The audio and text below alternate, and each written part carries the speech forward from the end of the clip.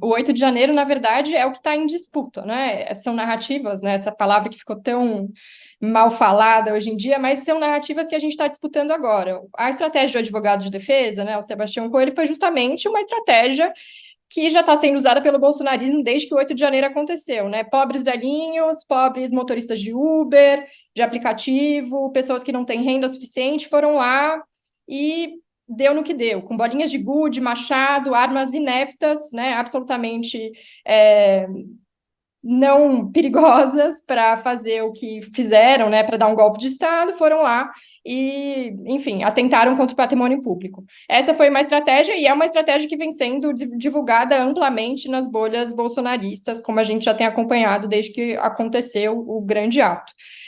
Agora, o que vai caber para a gente agora é justamente no campo democrático disputar essa narrativa do que efetivamente aconteceu, né? Esse julgamento é muito importante justamente por isso.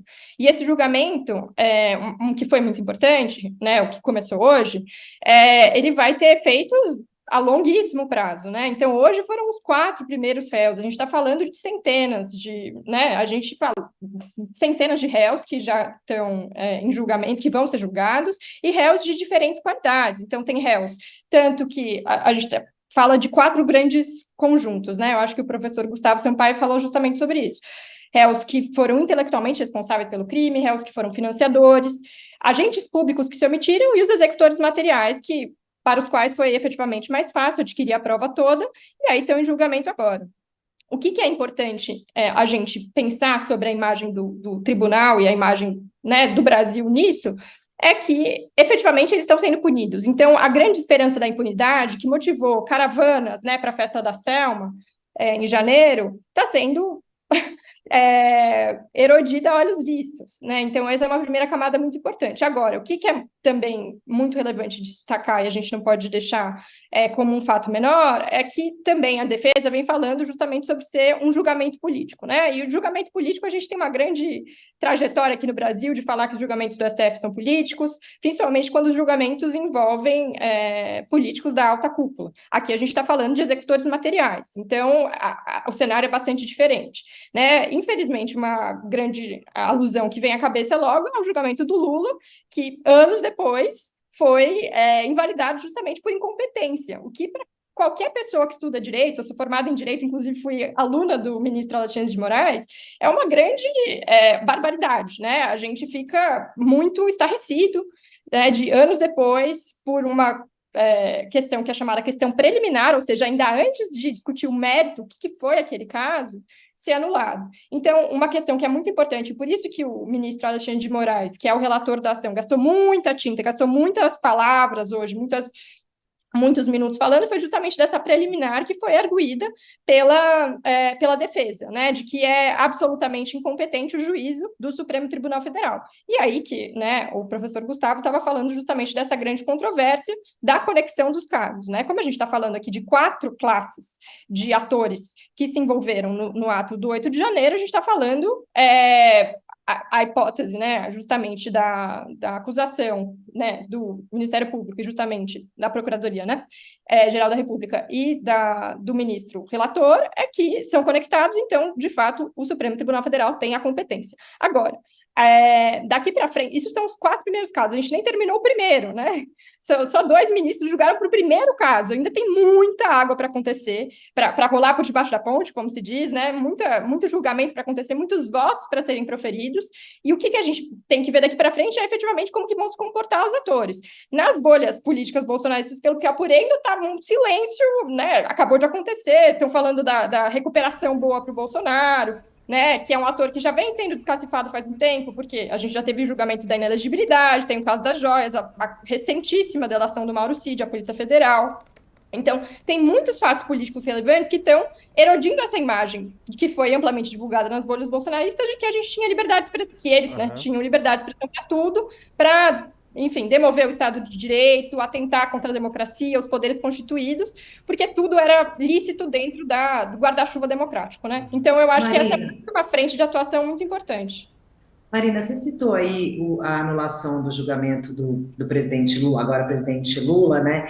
E o professor antes falou que mesmo com essa demora e com essa importância do julgamento de hoje, é um tema de fato polêmico, né? Você acha que, você comentou que o ministro Alexandre de Moraes fez aí uma explicação longa já nessa questão preliminar, mas você acha que existe a possibilidade de que, por um julgamento que já está no Supremo ali também, né? Enfim, de ser revisto isso, porque daí eu imagino que as narrativas que a gente está falando, que você colocou muito bem, elas vão continuar, né, atacando o Supremo e essa questão que é polêmica, como o próprio professor colocou.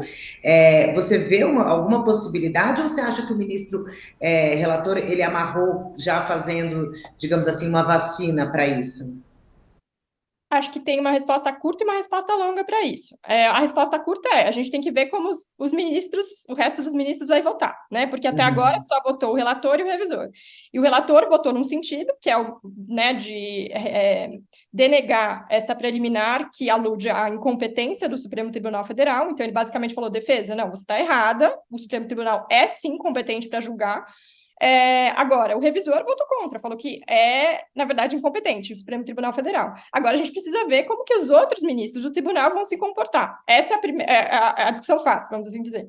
Agora, a resposta mais longa é que, independentemente da cúpula, né, porque isso também não só é legado nas bolhas bolsonaristas, mas também na sociedade, a gente está falando de uma elite togada, né? Então, a última palavra é sempre uma questão muito difícil, a última palavra é sempre provisória. Então, mesmo que a gente tenha um julgamento que alegue que a competência é do Supremo, que é o que, enfim, indica, dada a vacina do ministro Alexandre de Moraes, como você bem colocou, a gente ainda pode ter, né, na sociedade uma grande discussão e, posteriormente, a revisão, né? Porque justamente o julgamento da ação penal é só o começo, né? Ainda existem recursos, enfim, tem muita coisa para acontecer.